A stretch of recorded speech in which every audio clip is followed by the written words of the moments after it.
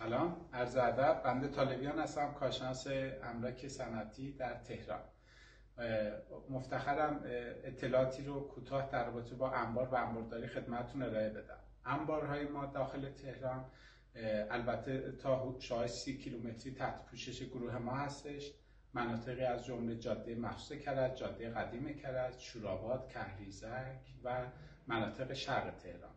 انبارهای ما بیشتر برای استفاده و مصارف مسکونی، صنعتی یا تجاری در نظر گرفته میشه. چند نکته برای این انبارها حائز اهمیت هست، از جمله موقعیت این انبارها، قیمت، متراژ و امنیت این انبارها که از باب نگهداری و کنترل اجناسی که داخل این انبارها دپو میشه.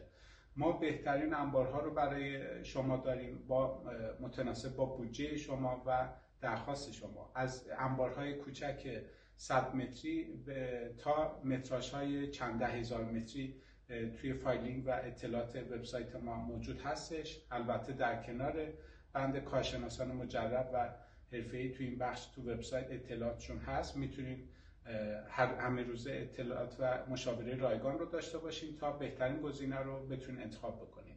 آرزوی موفقیت دارم برای تک تکتون. موفق باشید.